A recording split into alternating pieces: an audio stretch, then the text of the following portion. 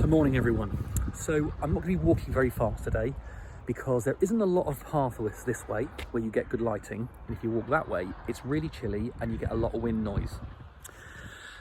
So anyway, I'm wearing green today, and the reason I'm wearing green is because I'm going to be talking about communicating a new idea about setting objectives for managers, just a different perspective. But before we do, let's talk about the colours. So we've got the green behaviours. Morning! Thinking, communicating and improving, and those are the things that if you have them in your diary in the right proportion will take you, your people and your organisation upwards, make you better. Versus the amber behaviours, monitoring and directing, just two of them, and those are the things that maintain status quo, keep things where they are and manage risk. Then you've got red, doing, and brown, floating. If you have those in your diary too much, they will take you, your people and your organisation backwards. But then there's also one other, which is blue, and that is for living, and that's looking after your mental, spiritual or physical well-being. Very important.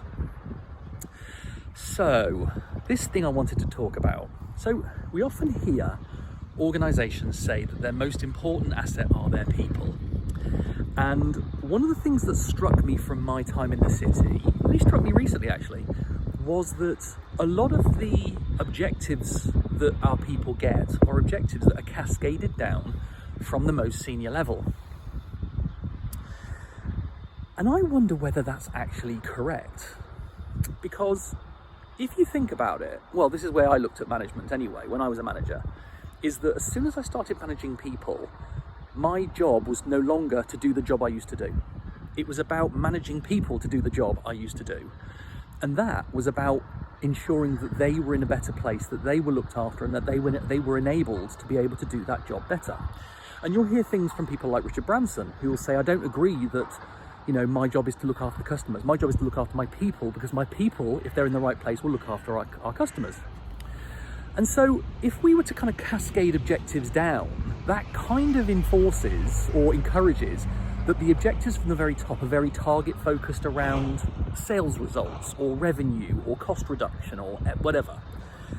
And I'm wondering whether that's right, whether in fact, yes, the targets for the people who are delivering, doing a lot of the doing, the red stuff, their objectives should probably be quite focused around delivering results, because that's why they're doing what they're doing, to deliver the results. So it should be quite focused on that. But when you then go to the manager level, I don't understand why we should put so much emphasis on those results as their objectives. Surely the emphasis for them should be on making the people who do the job, who achieve the results, making it more simple for them to do that.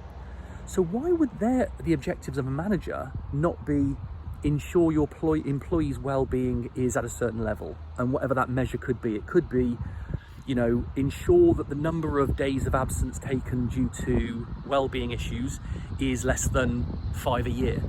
Or it could be ensure that all of your employees are engaging in at least X number of days of training that is relevant to their role, and that Y days of training are relevant to their succession, which is the next role that they will do, their personal development. I don't see, or I don't remember seeing a huge amount of prevalence of objectives that were focused on actually developing the people. And when you're a manager, your job is to manage. It is to help people become better at doing their job. Very few of the targets seem to be focused on that, other than using targets, almost like the result of it.